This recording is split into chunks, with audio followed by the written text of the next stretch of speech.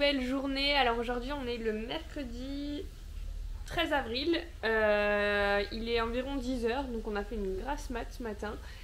Et c'était une nuit de folie. Alors là on se réveille du coup au motel, comme vous le savez si vous avez suivi le vlog, le dernier vlog. On est au Fairway Inn de Florida City qui est à l'entrée des Everglades, juste au nord des Keys. Donc voilà, donc on est arrivé ici hier soir vers 1h15 du mat et on a passé une nuit incroyable. Genre on aurait cru qu'on était dehors parce qu'en fait c'est très très mal isolé et il y a une énorme route qui passe juste à côté. Donc pour le coup on a vraiment l'impression d'être dehors avec les voitures. Et dans la nuit il y a la police qui est venue plusieurs fois avec grosse sirène. Donc ça nous est arrivé plusieurs fois, on a l'impression qu'il y avait des coups de feu, que... Enfin, on s'est inventé plein de trucs du coup en entendant la police. Mais c'était une nuit épique. Je vous avoue qu'on est un petit peu fatigué aujourd'hui après la route aller-retour à Key West et surtout nos énormes coups de soleil. Genre moi j'en ai un dans le cou là, celui-là il me fait super mal. Donc pour le roadbook aujourd'hui on est du coup le 13 comme je vous l'ai dit. Les Keys, j'ai tellement aimé les Keys. Donc aujourd'hui c'est Everglades, journée dans le parc national des Everglades. Donc on part de Florida City. Alors là c'est un petit peu faux, je vous avoue, là ce que j'ai mis dans le roadbook. En fait nous on va plutôt redescendre parce que tous les points où est-ce qu'on peut marcher, où il y a des petits trails aménagés etc, c'est vraiment dans le sud du parc des Everglades. Nous on pensait qu'en le traversant comme ça on pourrait faire plein de choses, mais en fait il n'y a pas énormément de choses à faire sur cette portion là. Donc on va faire un petit détour, on va redescendre vers le sud, on va faire 3 ou 4 petites balades là. Elles sont pas très longues mais ce sera déjà bien, il y a plein de points de vue et puis la végétation est différente. Ensuite on reprendra la voiture et on va remonter au nord et là cette fois-ci on s'arrêtera ici pour faire un tour d'Airboat. Alors si vous connaissez pas, c'est un bateau avec une grosse hélice qui vous propulse à une grande vitesse dans les marécages. J'ai juste noté quelques adresses, le Visitor Center forcément, quand on va dans un parc national, le Visitor Center c'est important. Et voilà, donc ce soir on va dormir à Fort Myers Beach, enfin juste à côté c'est Estero Island. Donc on a un petit peu de route aujourd'hui, en tout là il me met 3h20 mais on va se rajouter quasiment 1 heure aujourd'hui, donc je pense qu'il y en a plutôt pour 4 heures de route aujourd'hui. Donc là c'est les 2 grosses journées un peu route en Floride, après ça va se calmer, ça va devenir plus cool, mais voilà. Donc ça s'annonce être une super journée, j'ai trop hâte d'aller voir ce parc national, j'espère qu'il y aura des crocodiles. Sinon au niveau du temps aujourd'hui, c'est un peu gris je crois, c'est un peu voilé. C'est super joli, oh. L'entrée du motel. Je savais pas qu'on avait une piscine. On aurait pu y aller. Bon ben, c'est parti pour une nouvelle journée. Je vous emmène avec nous comme d'habitude. Direction les Everglades. Oh, échec. C'est trop typique. Petit motel américain.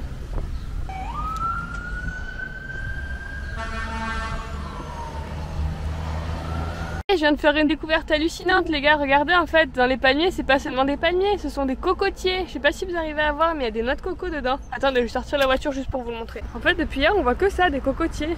On a tellement pas l'habitude de ce genre de végétation. C'est les îles. Bon du coup on va faire un petit arrêt chez Starbucks et ici les Starbucks c'est aussi en drive. Bon, pas de drive pour nous, il y a trop de monde. On va dedans avec nos pieds. On a récupéré notre Starbucks. Toi t'as pris quoi? C'est un espresso avec du lait d'amande et de la vanille. Et beaucoup de glaçons. Ouais, beaucoup de glaçons par contre à l'américaine. Et moi j'ai pris mon traditionnel frappuccino caramel, vous savez à chaque fois que je viens ici je le prends. Ici ça va vraiment bien le faire. Et j'ai pris, bon c'est encore emballé mais une part de cake au citron. Et toi t'as pris quoi? Brownie et... Un brownie et un croissant. On a quitté Starbucks et là on se dirige vers l'entrée sud du parc. On va s'arrêter au Visitor Center. On a environ 10 minutes de route et le décor a déjà totalement changé. On est passé de la ville à la nature complète. On voit qu'on s'approche vraiment du parc.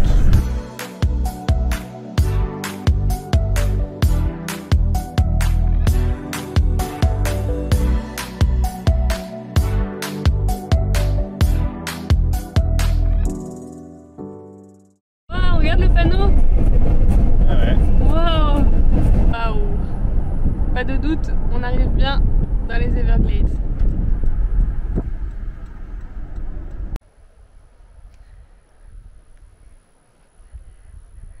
Et voilà, à nouveau dans notre liste. Ça, c'est quand même quelque chose. Les Everglades, quoi, c'est pas rien. Waouh.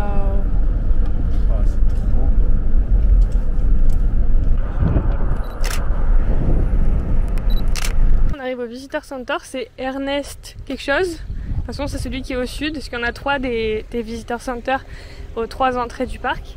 Et du coup, moi j'ai mon petit livre des National Parks que j'avais déjà pris en 2019 pour le road trip dans l'Ouest américain. Et du coup, dedans, je vais tamponner la page des Everglades. En tout cas, rien que le cadre du Visitor Center est trop beau. Les oiseaux qui chantent, c'est calme, c'est verdoyant. Franchement, la Floride est surprenante. Est-ce qu'il n'y a pas des petits crocodiles par là? Pas encore. Voilà, ça y en est dedans. Ah, elle est cool cette carte. Trop cool. Regardez comme c'est beau. Tout est bien fait dans les parcs nationaux. Et donc c'est dans ce genre d'endroit que vous pouvez avoir des informations, parce que là-bas il y a un comptoir, mais vous pouvez voir aussi des expositions où est-ce qu'ils vous parlent des animaux, de la nature, etc. Et les tampons ils sont là, donc je vais aller le faire. Et les vallées Everglades. C'est à disposition de tous, donc hop, vous pouvez venir avec votre carnet. Et là on tamponne. 13 avril. Et on va aussi prendre celui-là.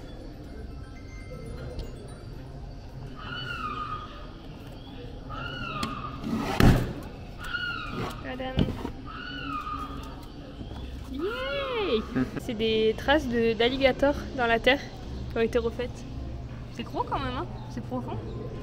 J'adore les Visitor Center. Ouais, ils sont trop bien faits. Donc là vous pouvez trouver une map pour voir où est-ce que vivent les alligators, les crocodiles et les caïmans, puisque ce sont du coup 3 espèces différentes, même si souvent on pense que c'est le même animal. Et du coup ici on voit qu'en fait les alligators ils sont présents aux US et en Chine, la petite partie en jaune là. Mais sinon dans le restant du monde ils y sont pas. Et ici c'est la particularité des Everglades, c'est qu'il y a les alligators et les crocodiles dans le même parc. Ça c'est assez rare, apparemment normalement il y a une seule espèce, ça se mélange pas trop. Et du coup pour les différencier là ils ont mis une espèce de petit récap. L'alligator il est plus foncé, il est noir et son nez est plus en forme de U. Et quand il ferme la bouche, ses dents du bas on ne peut pas les voir, alors que le crocodile est plus vert.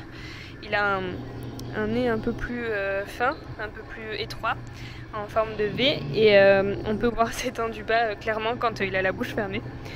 Donc on va essayer de les distinguer quand on les verra, si on en voit.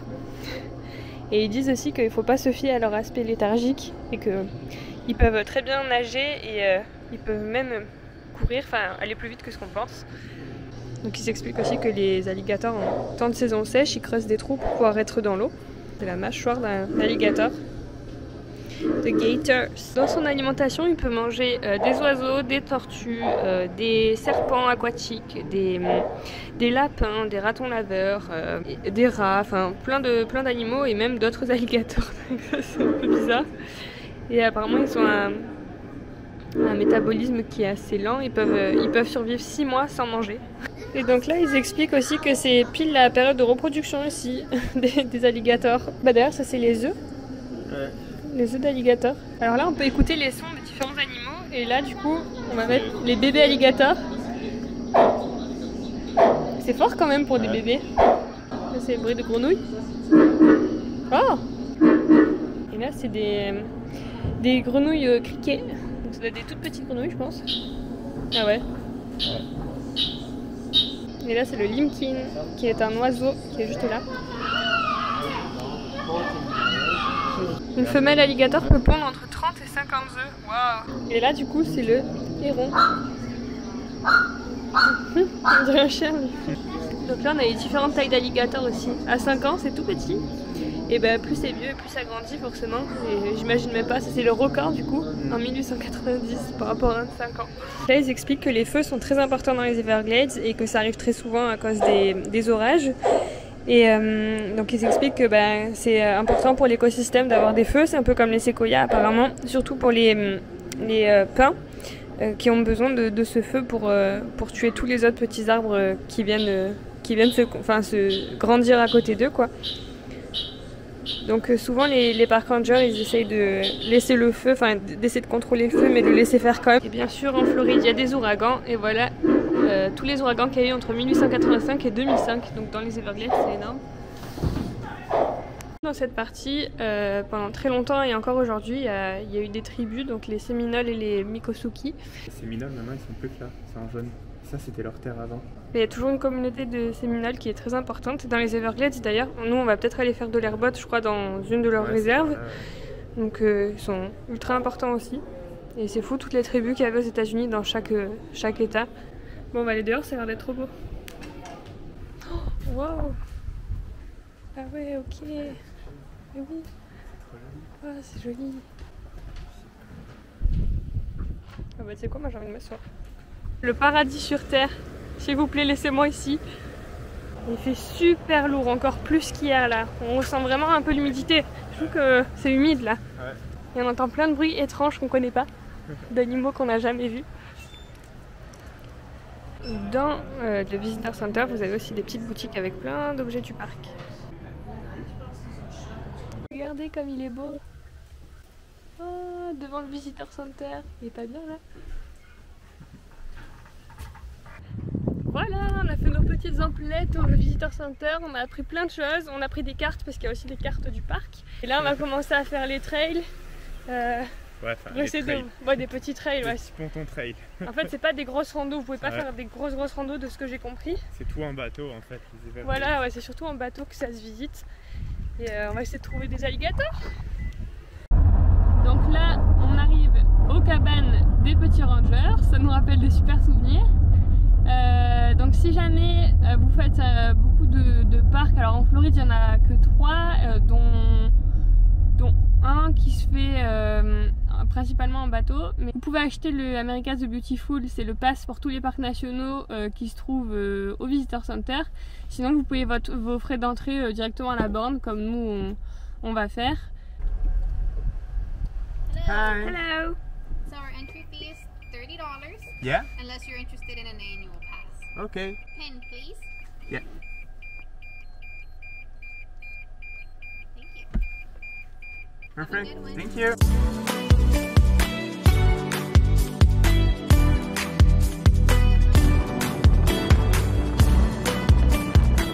Regardez juste cette étendue et ce calme.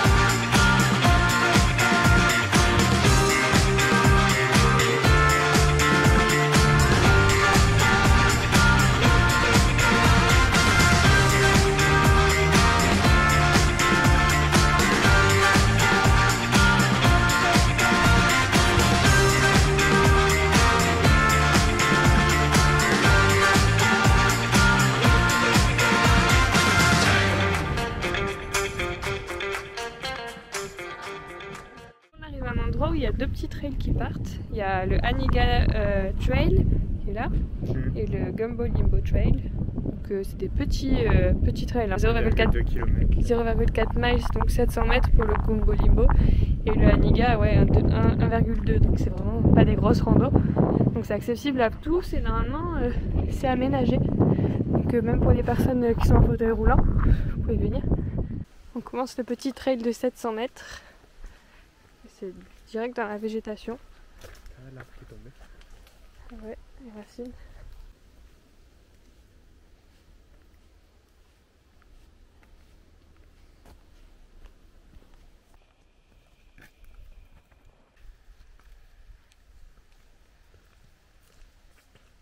Ah, mais c'est clairement incroyable, on se croirait dans une forêt tropicale. Je parle pas fort parce que c'est tellement calme et t'entends qu'il y a plein de petits bruits d'animaux. C'est trop beau, avec toutes les fougères là, c'est vraiment des arbres très différents de ce qu'on connaît. C'est quoi ce bruit? Un oiseau. Un oiseau? Waouh! Est-ce que vous entendez? Écoutez.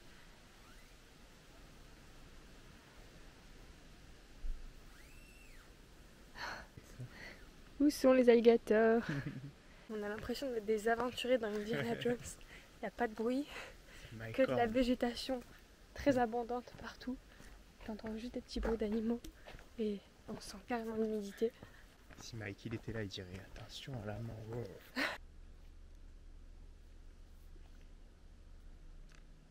Ils disent qu'à cette période il n'y a pas de moustiques, mais je viens de me faire piquer sur le nez, sur le front. On est en pleine exploration. Où sont les panthères? Il n'y a aucun bruit. Toutes ces fougères. Awesome. Les crocodiles. On n'a pas appelé le road trip de ce nom si c'est pour pas vous voir. Sortez de chez vous. C'est trop beau. C'est vraiment inspirant.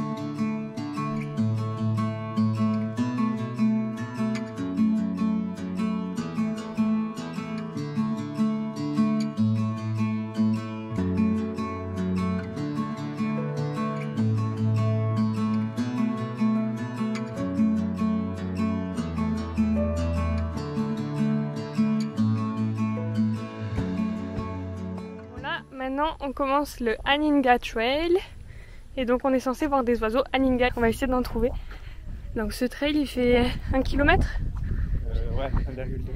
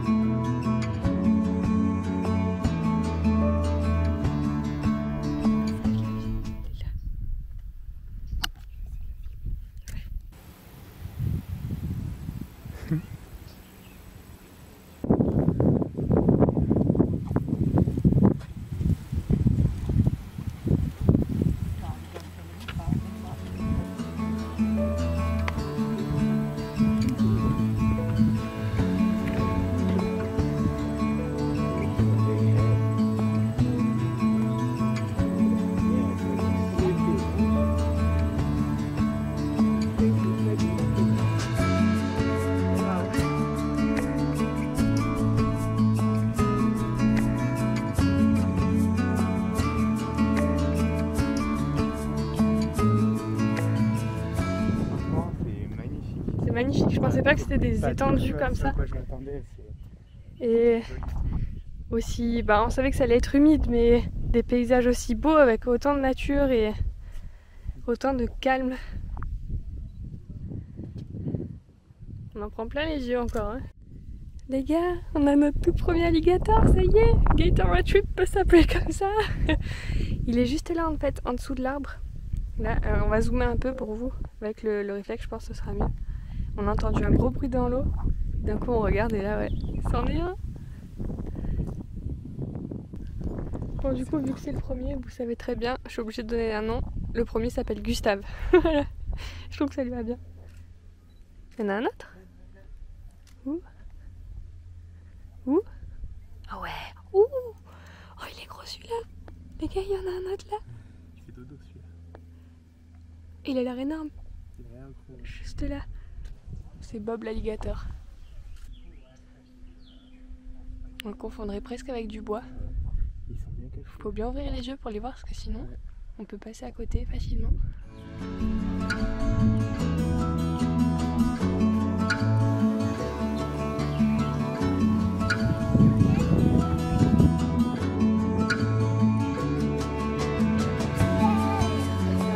Il est bien réveillé celui-là.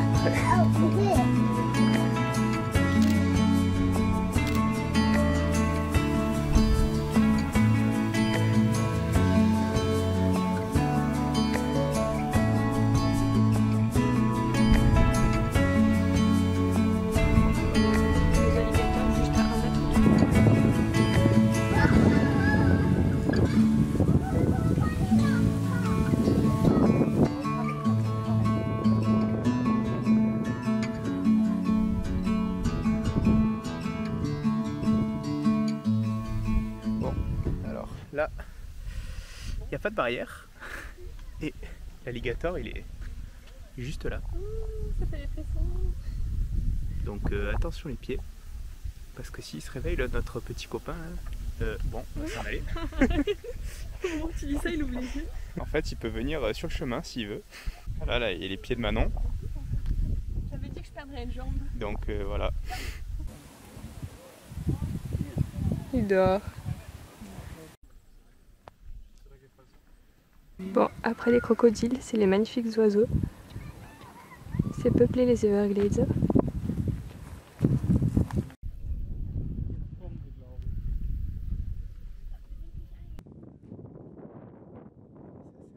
Ok les gars, à l'entrée du petit trail là, il y avait ça.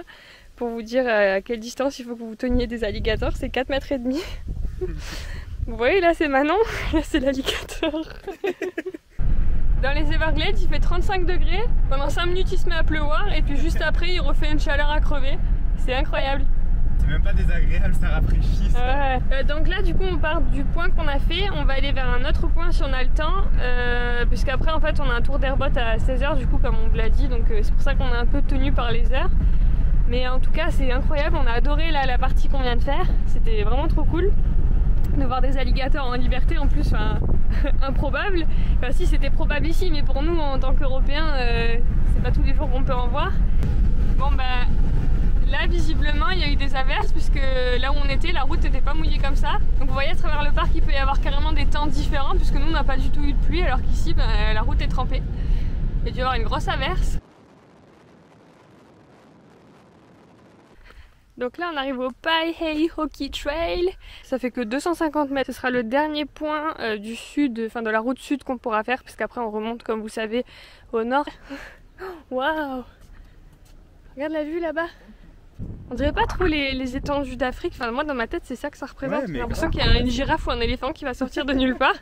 Regardez la vue incroyable sur toute cette étendue.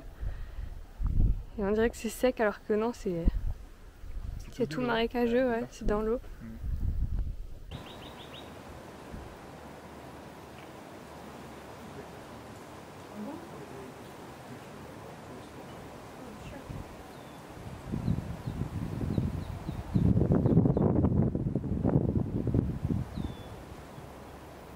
Tous les petits trails ils sont aménagés comme ça sur des pontons avec des infos un peu partout. Donc ça me permet d'en savoir plus, c'est cool. Donc là c'est les Everglades, ouais. Là c'est le lac. Ouais. Bah là c'est Miami en fait, là tu vois t'as Miami. Oui, Miami là, ouais. Là t'as les Keys. Donc à l'époque c'était comme ça et maintenant c'est comme ça aujourd'hui. Donc là il y a toute la banlieue de Miami qui est un peu bouffée sur les Everglades puisque avant regardez c'était vraiment dedans. Et même là ouais, tout autour en fait on voit que c'est tout cultivé avec des champs etc. Alors que là à l'époque c'était vraiment... En fait si ce lac il a plus d'eau, et ben tous les Everglades ça meurt. Il n'y a plus rien qui pourra vivre. Et on voit que le lac là il était plus gros avant. Regardez maintenant toutes les terres qui se sont formées dessus. Il est plus petit. Ouais, c'est clair. Et ouais c'est vrai que j'en ai pas beaucoup parlé encore, j'ai pas eu trop l'occasion de vous en parler mais si vous savez pas les Everglades c'est un endroit très très important pour la terre entière. En fait les mangroves retiennent tout le CO2, retiennent une énorme partie de CO2 et rejettent en contrepartie de l'oxygène. Donc c'est très très important et son écosystème aussi est super important pour la faune, la flore. Et il faut vraiment qu'on en prenne soin parce que ça fait partie des choses de notre planète qui risquent de s'amenuiser on va dire.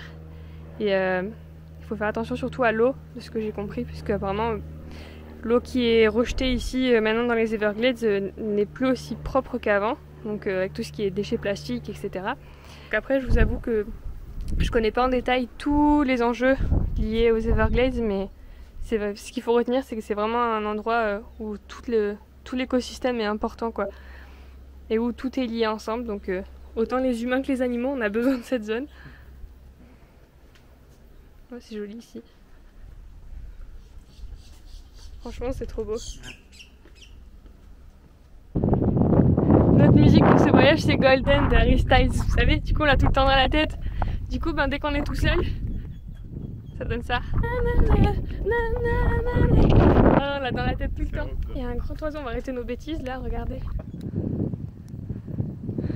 Imaginez toutes les espèces qu'il doit y avoir là, dans cette partie qui sont cachées dans les herbes. Avec toute l'eau qu'il y a. Franchement les Everglades, waouh, énorme coup de cœur.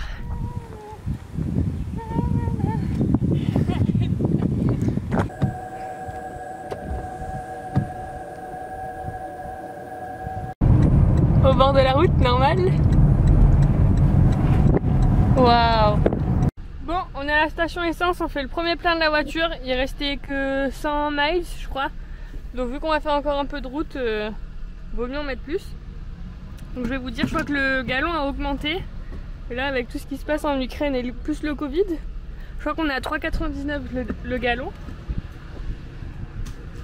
T'as mis combien? 32? 32. Ok. Donc là, il a mis 80 gallons pour 32 $. Ça fait 1,03 € par litre. Donc comment dire, Même en pleine crise. Même en pleine crise, c'est moitié moins cher qu'en France. Bon, à l'époque où on était venu, notre record, je crois que c'était quelque chose comme 60 centimes le litre, c'était dans l'Utah. Mais là, clairement, on est en Floride et je pense que c'est les mêmes prix qu'en Californie. Donc ouais, c'est un peu plus élevé. Mais encore, je crois qu'en Californie, c'est 5 $ le gallon. Donc franchement, ça fait du bien. Toi, ici, tu peux entrer dans le sens que tu veux.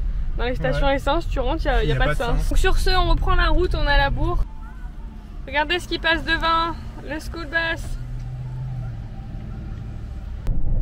Bon, alors toute cette zone, là, on remonte un peu vers le nord et c'est vachement agricole. Il y a beaucoup de plantations, de champs, etc. Et aussi des vendeurs en tout genre, de fruits et légumes. On a vu des vendeurs de pastèques. Alors c'est des gros pick-up qui viennent avec des pastèques dans les pick-up et ils les vendent directement sur place.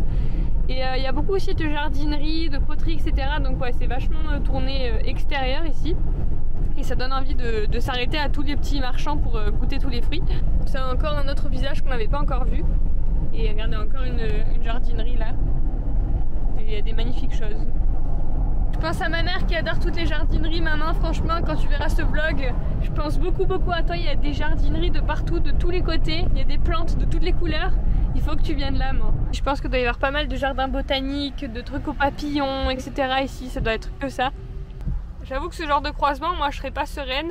Parce qu'en fait, du coup, comme vous avez vu, là, c'est des feux. Donc en fait, pour traverser, il faut attendre que les voies d'en face, là, il n'y ait plus personne. Et c'est un peu compliqué. Allez, je vous emmène dans l'expérience. Ah ben non, bah ceux qui tournent tout seuls. Ah bah, là, ça c'est un carrefour qui est un peu différent d'habitude. D'habitude, c'est les deux voies là de chaque côté qui ont le droit d'avancer en même temps. Et du coup, quand tu veux tourner, il faut attendre qu'il n'y ait plus personne. Ouais, bon, ça va. Il est facile. Si vous voulez faire de l'airboat, il y en a partout. Il y a plein d'entreprises. Nous, on va à Buffalo Tiger normalement. J'espère que ça va aller puisqu'il est 4h02. On avait rendez-vous à 4h. Donc ça se peut qu'on puisse pas le faire. Mais on croise les doigts. Qui c'est qui se retrouve dans un truc vide où il n'y a personne? On fait pas les malins là. Forcément, il est 4h11. Le tour était à 4h. Et bon, il n'y a plus personne du tout. J'ai envie de dire, vous feriez quoi là si vous étiez nous, les gars?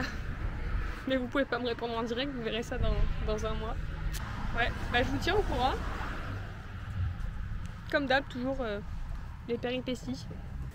Bon, on a trouvé une autre société qui s'appelle Safari Park. Everglades Safari Park. Alors on est deck parce qu'en fait nous on avait choisi une tribu indienne pour le airboat tour parce que c'était local, les bateaux n'avaient pas plus de 8 places il me semble. Et surtout il n'y avait pas de alligator show, ce qu'ils appellent, donc prendre les alligators et ficeler la bouche avec une ficelle et pour que tu puisses porter l'alligator. Donc ça on voulait vraiment pas. Ici ils le font. Aujourd'hui ils le font plus, donc tant mieux, nous on va faire juste un tour de airboat. On a de la chance, c'est leur dernier tour en plus de bateau. C'est le dernier, ouais? Ouais, c'était le dernier, il a dit. Ok, donc on a de la chance. Donc vous verrez, c'est beaucoup moins local que ce qu'on pensait. Il y a genre 20 ou 30 places sur le bateau, je pense. Donc c'est pas forcément la bonne adresse. Nous on est allé chez Buffalo Tiger. Malheureusement on est arrivé trop tard, mais je pense que c'était vraiment une meilleure adresse qu'ici. Mais en tout cas ça a l'air joli et puis le principal c'est quand même qu'on puisse faire de l'airboat parce que c'était vraiment un truc à faire ici. Voilà à quoi ça ressemble les gars. Ah, ils ont 2 hélices, normalement c'est une hélice derrière et c'est des petits bateaux, j'en ai jamais vu des gros sur internet comme ça. Donc là ouais vous voyez c'est vraiment le truc ultra touristique hein.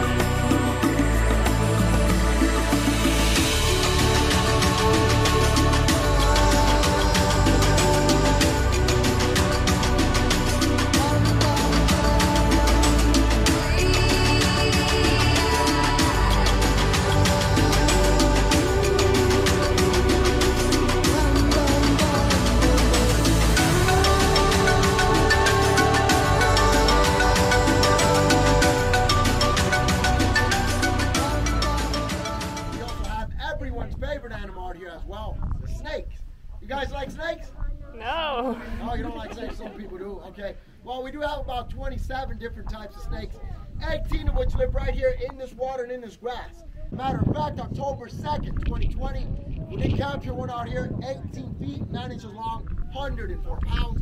And that's on YouTube, by the way, if you want to take a look at it.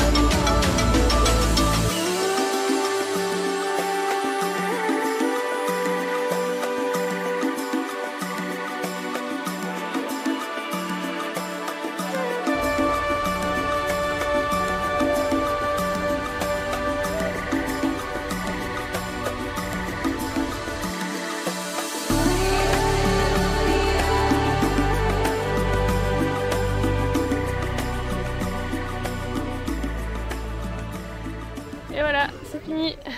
En dan weer processen daar. Ça y est, on a fini notre petit tour d'Airboat. Alors c'était très sympa, on a vu des magnifiques paysages comme vous avez pu le voir juste avant. On a vu pas mal d'oiseaux et d'alligators dans l'eau. Donc c'était vraiment super chouette. Petit bémol quand même sur la compagnie, on pense qu'il y a des compagnies qui sont un peu plus respectueuses des animaux. Et nous ça nous embête un peu du coup d'avoir eu besoin d'aller dans ce genre de société parce que en dehors d'avoir une ferme déjà pour les crocodiles comme je vous ai dit où est-ce qu'ils ficellent le museau pour pouvoir les porter pour que les gens puissent faire des photos etc. Là pendant le tour ça a été un peu la traque à l'alligator, dès qu'on en voyait un il fallait le suivre, il fallait que tout le monde puisse faire des photos donc on tourne le bateau à droite, à gauche pour que tout le monde puisse le voir et même quand les alligators s'en allaient on recommençait à les suivre un peu donc bon vous savez que moi je suis très sensible au respect des animaux surtout encore plus quand ils sont dans leur état naturel, enfin dans leur habitat naturel plutôt. J'y allais vraiment pour voir les paysages et pour être sur un bateau pour pouvoir voir un peu ouais, le paysage vu de l'eau quoi, mais j'étais pas forcément là pour absolument voir des alligators, les prendre en photo etc. Donc, bon après c'est toujours un plus, c'est pas du tout pour me plaindre, je suis très contente d'avoir pu le faire mais si je peux donner des conseils à ceux qui vont faire aussi un voyage ici, c'est peut-être un peu attrape-touriste du coup je pense qu'il y a des expériences qui sont un peu plus authentiques et un peu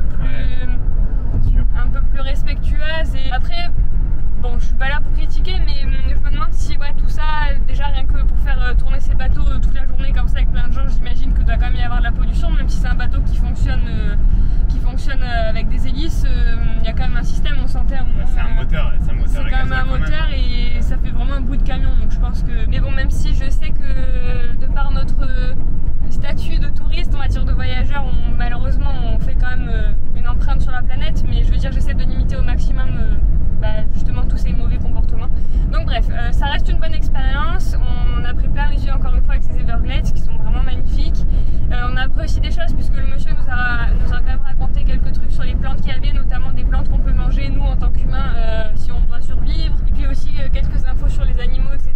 donc c'était quand même intéressant. On continue notre route vers l'ouest cette fois-ci, on va essayer de s'arrêter à Shark Valley, donc Shark Valley c'est une longue route de 24 km aller-retour je crois. Ouais. Qui se fait uniquement en vélo ou en tramway. Donc si vous voulez y aller, voilà, vous savez qu'il faut soit réserver un tour sur internet pour le tramway, soit louer un vélo, mais vraiment c'est assez compliqué parce que c'est très prisé. Et là-bas vous avez en fait une tour d'observation, c'est le plus haut point d'observation des Everglades, donc ça peut être intéressant. Mais voilà, nous il est 5h30, c'est pas forcément ce qu'on avait envie de faire, un tour de tramway etc. Donc on va juste s'y arrêter. En tout cas c'est parti pour la route, on va passer par Naples après en sortant du parc et on rejoindra Fort Myers Beach, juste à côté. Bon du coup on continue la route parce que Shark Valley c'est fermé, ça ferme à 6h30, à 6h et il est 5h40, on peut plus rentrer. Et là du coup en fait on se trouve en terre indienne, on est sur la terre des tribus, alors je crois que c'est Miccosukee, j'espère ne pas me tromper, et on voit plein de villages indiens, même des villes carrément sur la gauche, et leur drapeau il est noir, rouge et jaune je crois, ouais. Ce que j'ai vu. Ouais, ça fait comme le drapeau de l'Allemagne, c'est marrant. Ouais, donc voilà, toute cette partie là ça appartient aux Indiens apparemment, donc doivent se partager les terres avec le parc national. Donc c'est cool, on a vu les Navajo dans l'ouest et puis là il y a une autre tribu ici en tout cas. On a terminé un peu la partie Everglades, comment dire, à petite échelle, visite etc. Je pense que là tout le long ça va être une grosse route comme ça. Donc concrètement si vous venez visiter les Everglades, il faut absolument aller au sud. Mais genre absolument, toute cette route là en fait c'est juste pour traverser, pour aller sur la côte ouest de la Floride. Il faut vraiment faire au départ de Homestead, Florida City et descendre jusqu'à la ville de Flamingo. C'est cette partie là qui est la plus intéressante. Alors après les Everglades c'est très grand et c'est vrai qu'il y a la majorité du parc est naturelle. Donc ouais, c'est de l'eau, donc il n'y a pas de route aménagée. Donc si vous voulez visiter bien les Everglades, le mieux c'est de descendre à Flamingo, de louer un kayak ou un petit bateau, après de faire votre petit chemin dans les mangroves, etc. On vient de rentrer dans le parc national, enfin dans la National Preserve, je crois, de Big Cypress. Ah ouais, Big Cypress. Ça y est, on est rentré dedans. Donc ça aussi c'est un parc qui est adjacent, du coup ça arrive en même temps que ce que je vous expliquais. La particularité c'est tous ces cyprès, et il y a des magnifiques cyprès qui sont dans l'eau, un peu comme on peut voir en Louisiane. Donc ouais, c'est aussi un parc à visiter, hein. Il y a aussi des chemins, etc. Je vous avoue, je me suis pas hyper bien renseignée sur ce parc, mais je sais qu'il y a des gens qui le visitent aussi. Route américaine, et encore plus cette route des Everglades. Regardez, ça nous tourne jamais, c'est tout droit. Ce qui nous a étonné aussi, c'est qu'il n'y a pas du tout de péage. Bon, ça on avait déjà vu en 2019, mais il n'y en a toujours pas. Genre tu peux rouler comme tu veux, à part te faire poursuivre par la police, en gros, t'auras pas d'amende. On s'est arrêté à Oasis Visitor Center, je crois, c'est le nom. Et en fait, même là, au bord du canal, il y a plein d'alligators et regardez comme ils sont gros. Celui de là-bas, là. Regardez ça, ce gros pataquès. On a du mal à réaliser qu'ils sont pas dans un zoo ceux-là, genre que la route elle est là et que s'ils veulent ils peuvent sortir. Ils font leur vie. Là il y a un bébé, il est tout petit. Elle a des tout petits. Et là-bas ils sont plus gros encore. Hein. Ici il y en a plein. Hein.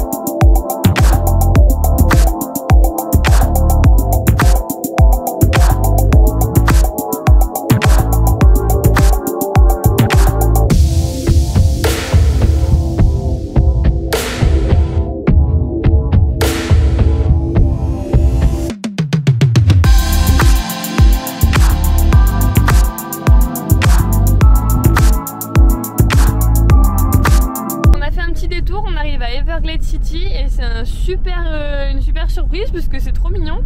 Et en fait c'est au sud-ouest des Everglades, ça touche vraiment à la fin. Donc ici on doit trouver pas mal de mangroves. Alors on vient juste voir un petit peu, on va pas faire grand chose ici, mais un peu une ville abandonnée, mais ça a l'air trop beau parce qu'en fait là tous les arbres que vous voyez en face c'est que de la mangrove.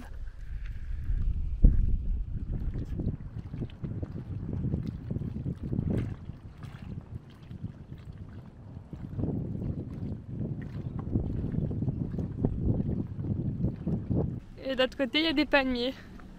Si c'est pas joli ça. On a changé de petit coin. Là, il y a des belles vues apparemment. Alors la journée ici, on peut louer un bateau ou un kayak. Et ces palmiers, franchement, enfin c'est des cocotiers. D'ailleurs, on voit les noix de coco dedans encore. Là. Et c'est si calme, si paisible, il n'y a personne. Comme quoi, des fois, ça vaut le coup d'être curieux et de se dire, viens, on tourne là. Toutes les maisons ici, je vais essayer de zoomer, sont sur des pilotis. Donc ça rend trop bien, mais c'est surtout pour les inondations, qui doivent être très nombreuses ici. Ah, il a sorti les Cheetos. Apéro. Vous voyez le petit banc là-bas? Il nous appelle. On va être trop bien. C'est calme en plus. Là-bas, il y a une tour d'observation en bois. Et surtout un petit soleil couchant. Là franchement, petite pépite. Pas bien là? Oui, à Pierre comme endroit. Qu'est-ce que vous en pensez? Il y a quoi de mieux dans la vie que ce genre de moment? Allez-y, dites-moi.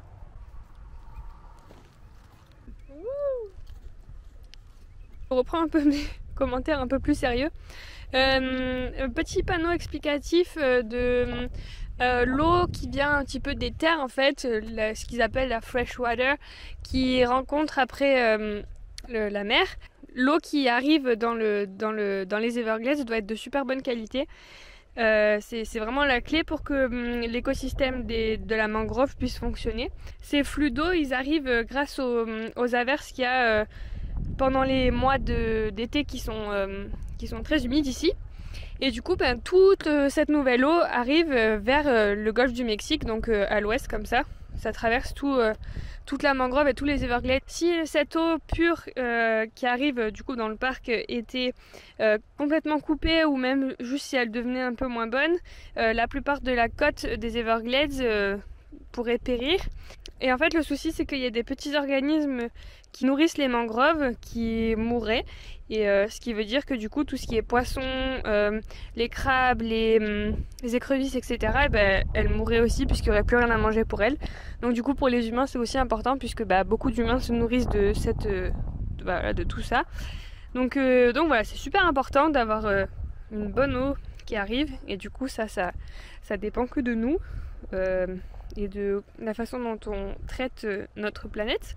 Donc voilà, super intéressant. Et alors je crois que du coup là tout ce qu'on voit au bout là, c'est ce qu'on appelle les 10,000 Islands. Et du coup c'est plein de petites îles, des petits îlots comme les Keys un petit peu hier.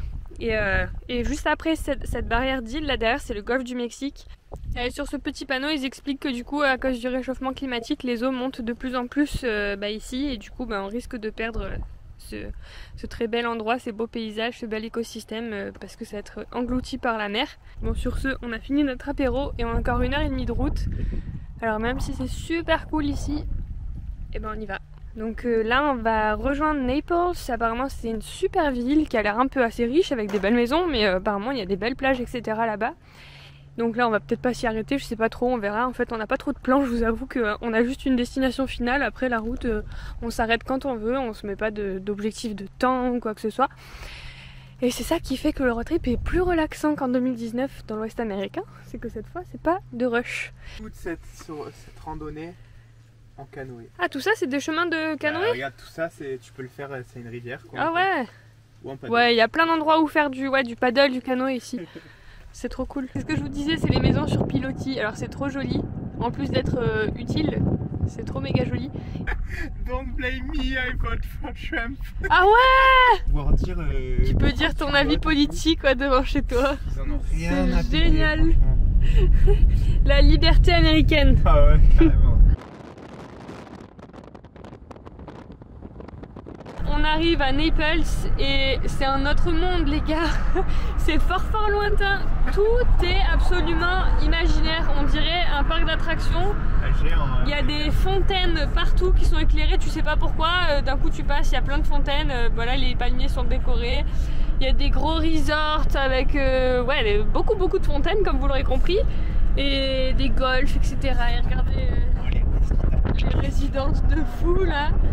C'est un complètement autre monde. Alors je savais que Naples c'était très riche, mais à ce point-là, waouh, là c'est franchement ça fait vraiment parc d'attractions, tout bien soigné, tout impossible dans la vie réelle, enfin selon nous. Et ce qui est cool c'est qu'il est 8h30 et on a encore les vitres ouvertes. Il fait encore 25. un peu moins de 25, non 25 ouais, il fait encore 25 degrés.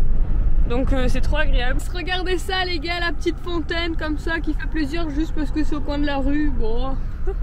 On vient de voir les gars un truc surprenant. Vous connaissez Dunkin' Donuts pour les donuts, fameux donuts qu'on a goûté à New York. Et ben ici il existe des drives de Dunkin' Donuts. Ici il y a absolument tout. Même les banques sont en drive, ça je vous l'avais déjà dit. Comme là par exemple, tu peux aller chercher ton espèce, déposer de l'argent, etc. C'est petit là d'un coup. Ah oui, en effet. On voit même pas la portière. Ah. Est-ce que vous avez déjà vu Hollywood? Là j'imagine trop que c'est les rappeurs et nous on est dans la petite Fiat 500, tu sais. Someone has to pay for the damage. Il y a trop de références aujourd'hui dans ce film, non, dans cette vidéo, c'est pas encore un film. Mais ça l'est presque parce que j'imagine que la vidéo est assez longue aujourd'hui. Bref, on est à 27 minutes de Fort Myers, il est 20h47, on n'est pas fatigué, on aime bien notre vie et on va sûrement manger une pizza si ça vous intéresse.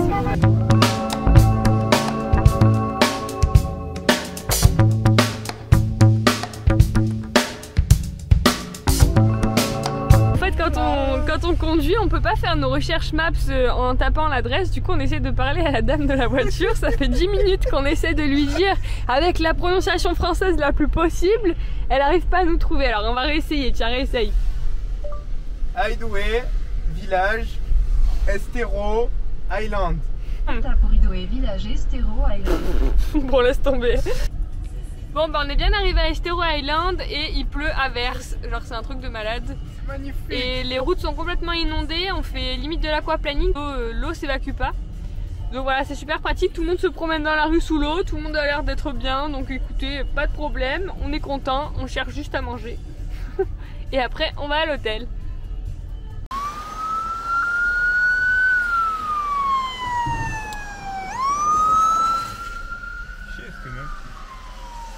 So GTA les gars. Bon, voilà l'ambiance.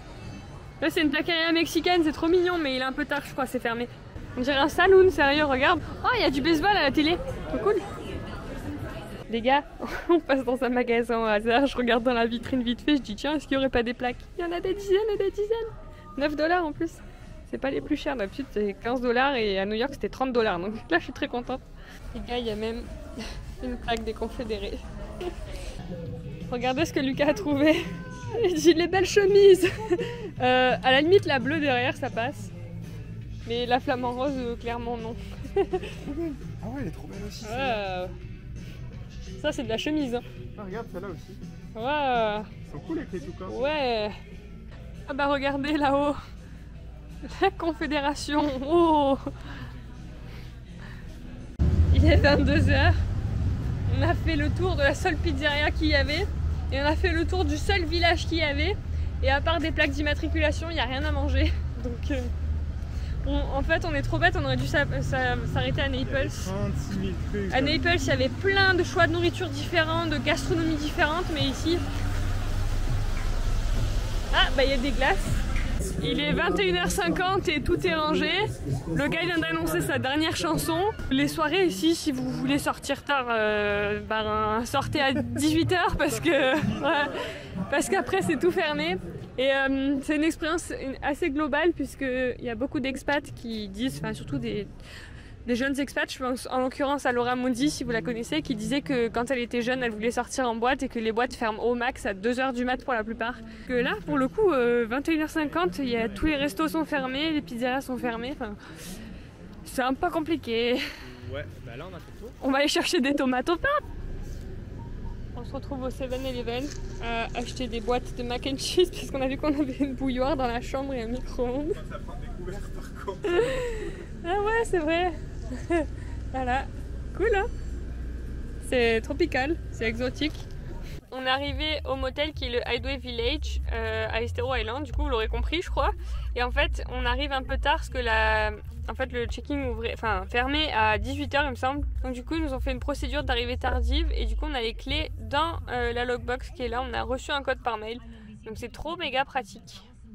On a trouvé notre chambre, donc c'est dans un motel qui a une couleur Caraïbe bleu turquoise. Oh c'est trop joli, c'est le thème des Caraïbes cet hôtel du coup comme vous l'aurez compris. Mais les lits sont toujours méga hauts. Bon, alors je vous avoue pour dormir ici c'était extrêmement cher, genre je vais pas vous dire le prix mais c'était, parce que je m'en souviens plus, mais c'était extrêmement cher. Il y avait rien dans les alentours parce qu'on est proche de Sanibel et si vous connaissez vous savez que Sanibel c'est un peu réputé ici comme plage. Donc ouais, donc cette nuit là elle nous coûte encore bien cher. Ah bah voilà, c'est là qu'on va manger ce soir. Et la petite salle de bain toute jaune, c'est trop joli. Oh avec le mur rose et tout, ah j'adore, c'est toutes les couleurs que j'aime bien. Dieu merci, il y a un micro-ondes et une bouilloire, c'est bon on peut manger. Bah bouilloire je sais pas. Oui là. Ah non c'est une machine à café, oups. Bon bah ça se termine en mac and cheese au micro-ondes. C'est déjà super cool qu'on puisse manger un truc parce que honnêtement je pensais ne rien manger ce soir en voyant qu'il n'y avait plus rien d'ouvert. Mais donc c'est cool. Bon app et merci pour ce bon plan nourriture, Manon et compagnie, c'est super chouette. On a pris quand même une glace Brookidou. C'est brownie et cookie. Et regardez l'intérieur du coulis de caramel là. Et c'est cool parce qu'en fait on n'arrive jamais à se mettre d'accord. Moi je préfère cookie et Lucas il préfère brownie. Voilà. Vous êtes quel team? Dites-le nous, vous êtes quel team? Bon les gens, je vous termine le vlog ici. J'ai totalement oublié de vous filmer la conclusion. Je vous remercie beaucoup d'avoir regardé cette vidéo aujourd'hui avec nous. Ça a été une méga super bonne journée. On vous en reparlera dans le prochain vlog. D'ici là, soyez sages et n'oubliez pas de partir à l'aventure. Ciao tout le monde! T'as vu? Ils ont tous mis des noms avec qui? Bah ouais, comme dans les keys. T'as Turki. Des petits îlots. Turkiki. Turkiki. Ok lui. Il est bête ce garçon. Ouais, va te cacher. Les US c'est aussi ça. Estero Island. Excusez-moi, je n'ai pas compris. Oh waouh, un papillon.